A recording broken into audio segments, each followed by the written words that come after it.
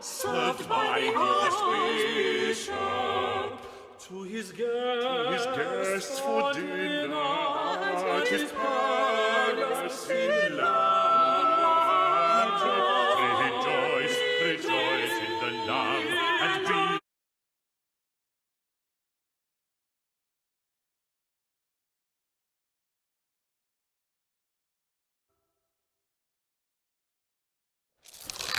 Good day, and well met, Lord Archbishop. What a pleasure it is to welcome your Grace once more to my humble consulting chambers. Do you ail of something, sir? Nay, I am in good health. I am come for information. That is, I am come for an astrological reading concerning one of my deans, Thomas Blague, the Dean of Rochester Cathedral. I hear you are acquainted with him, are you not? Yes, so please your Grace. I am honoured to say that Dean Blague is one of my querents. I see. What a remarkable coincidence. Then you may know that Dean Blague has been petitioning me to promote him to the rank of bishop, specifically to grant him the vacant seat of the bishopric of Salisbury. I wonder if you, that is, if the stars and planets and so forth, might tell me if there be any reason why Thomas Blague might not be a fitting candidate for such a position of responsibility. I see. Then let us see what the stars can tell us. Should Thomas Blague, Dean of Rochester, be made the Bishop of Salisbury?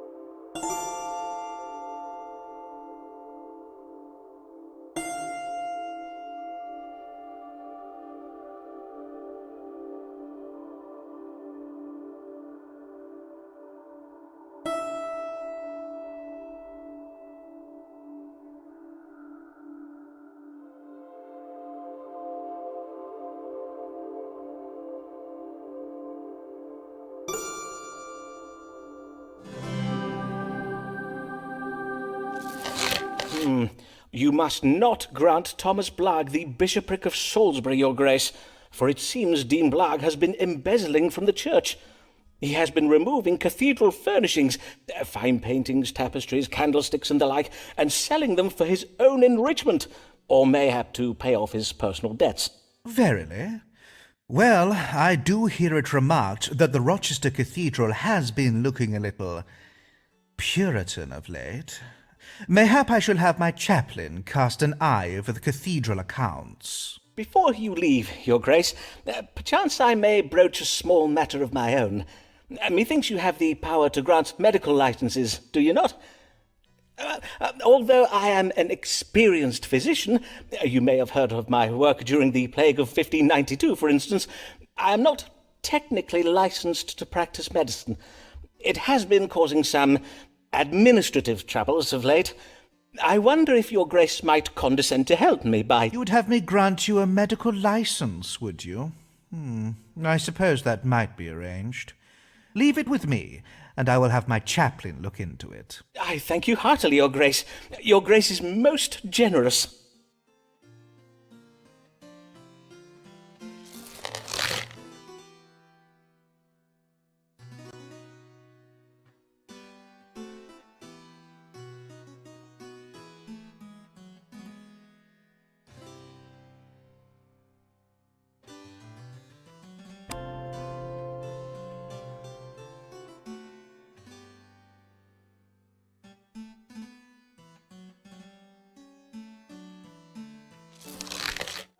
Alice Blague is on the make, mayhap even on the take. Could it be for her family's sake? Seriously give her a break.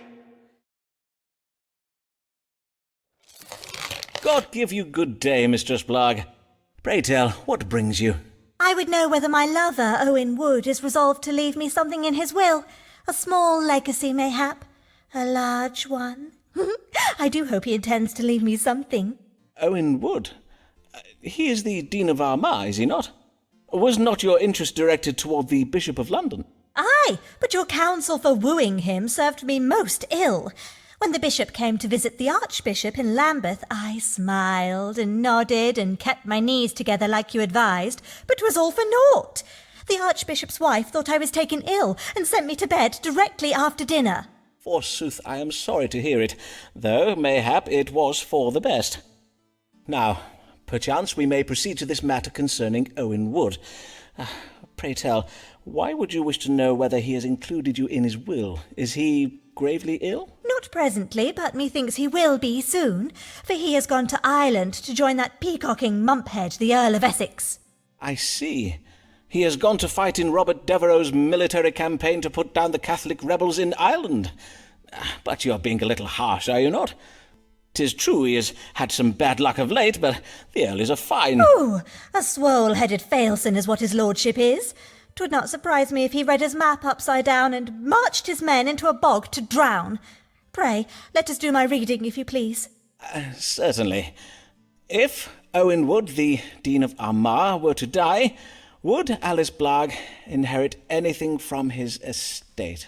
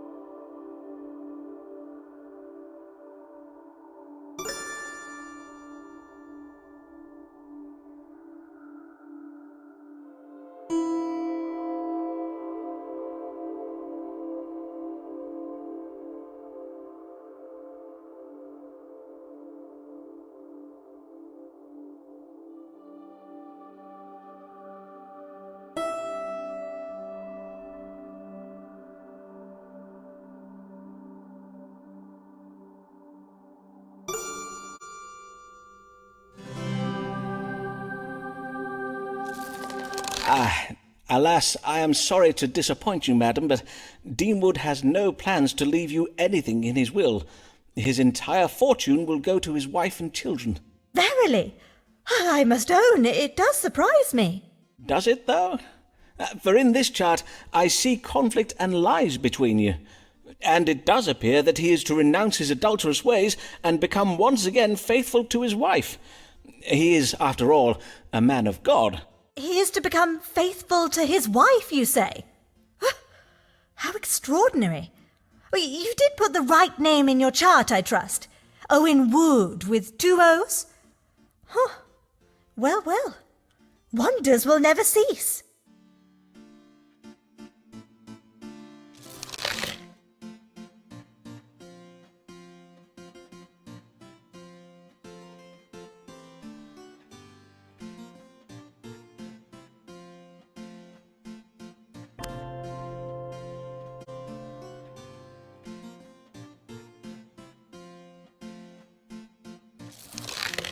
Almighty thy servant Thomas Blague, take him in thy merciful arms, and shake sense into him.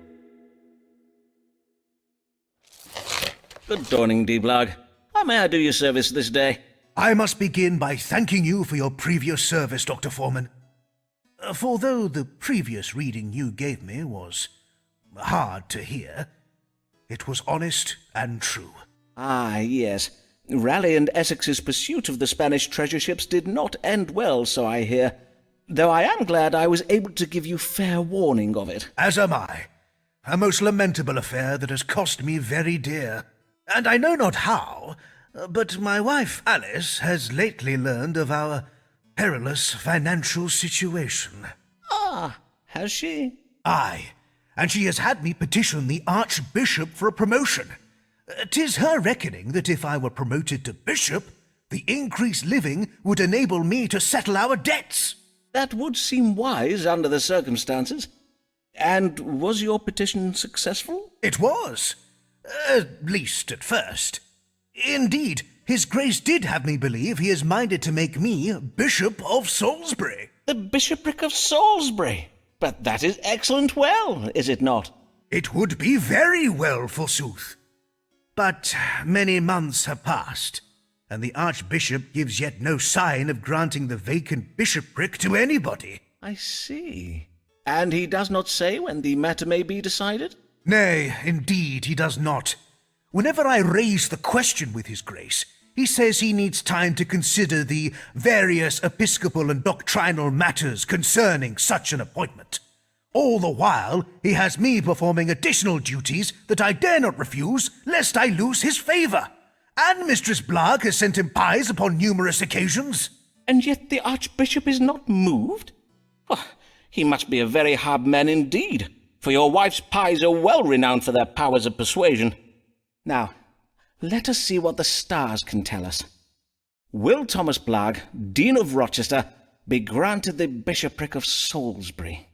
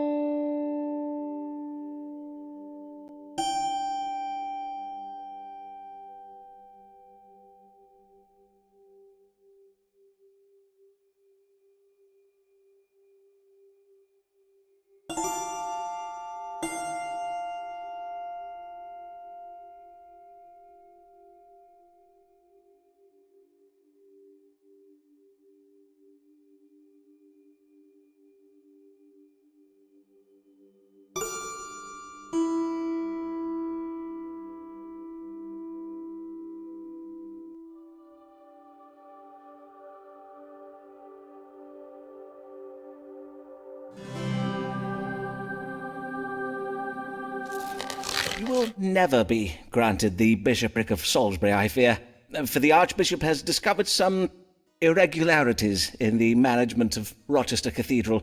Some missing furnishings, I think?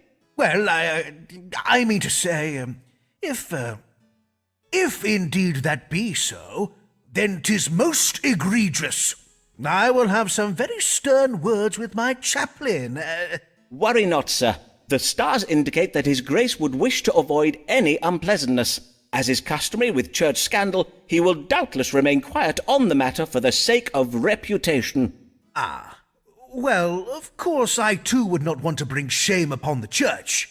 If there be such vile, false rumours circulating about me, it would be wrong not to consider the attention that my promotion to bishop would invite. I own that I am shocked and disappointed by this, but I must thank you for forewarning me.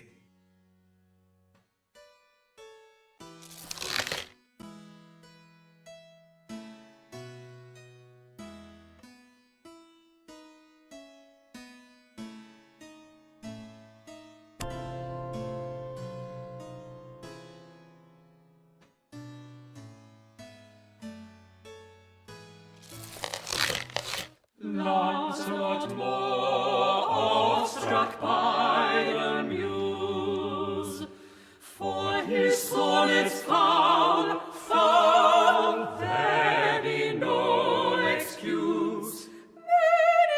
Many do strike him a chain.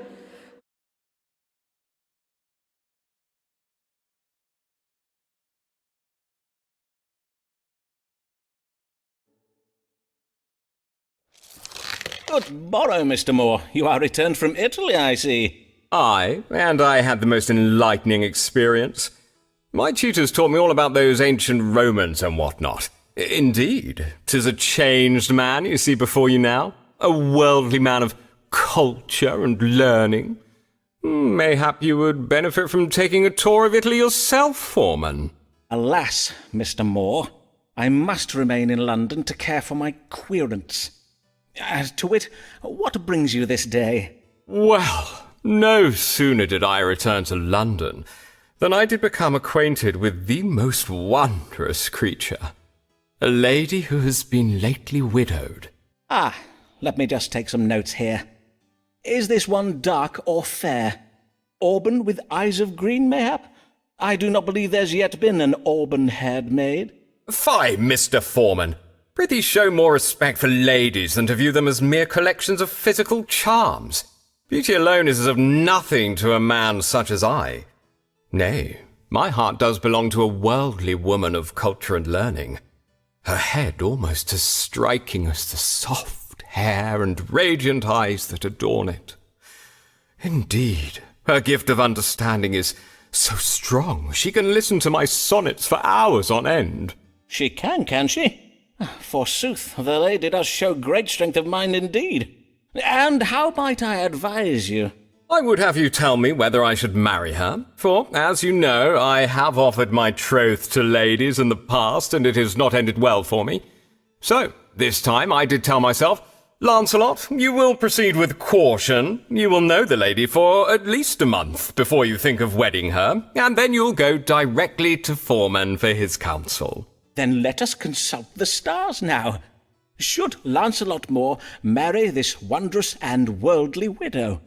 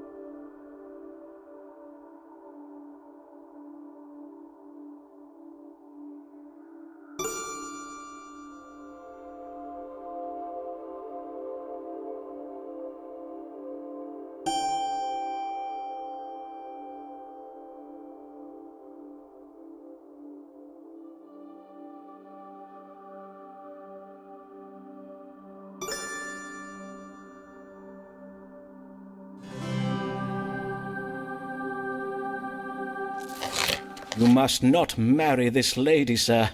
You are a wealthy man, and she has designs upon your fortune that may result in your untimely death. Ye gods! Verily? I am afeard so. You must take care not to let your emotions lead you astray. She seemed so. She told me she... Are you sure? You did not put a planet in the wrong house or what not? Aye, quite sure. Oh, well indeed, 'tis most lamentable. Oh, what a waste of such fine eyes. Mayhap Emma has a sister.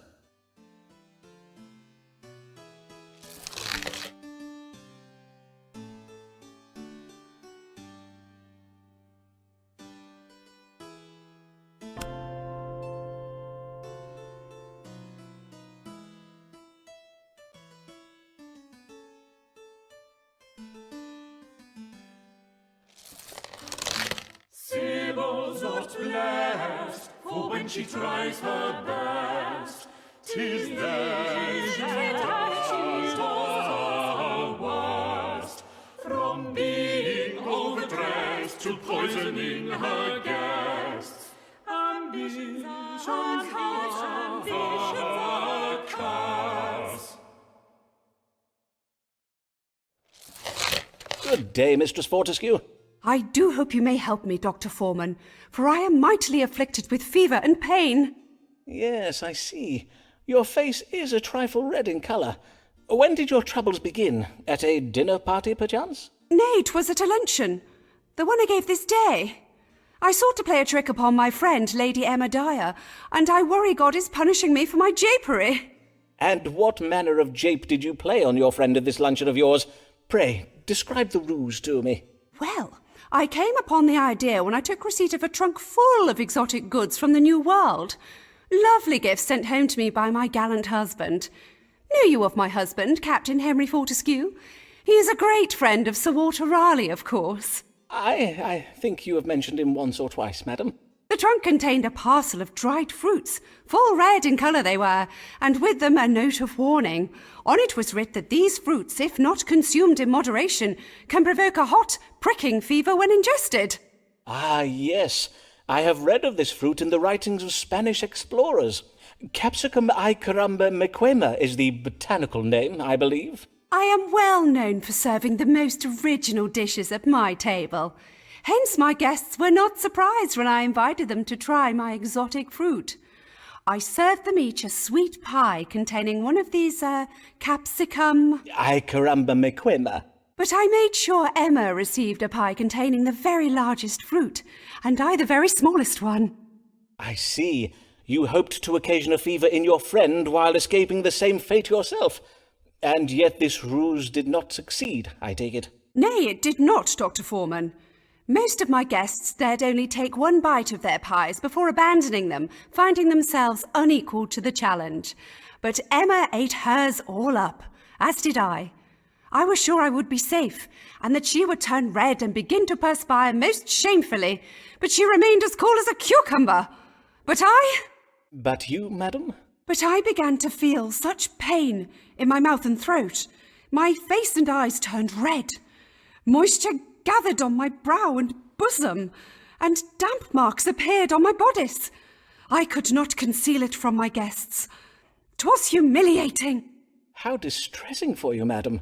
Let us now seek a solution to this mystery in the stars. What might explain the querent's affliction?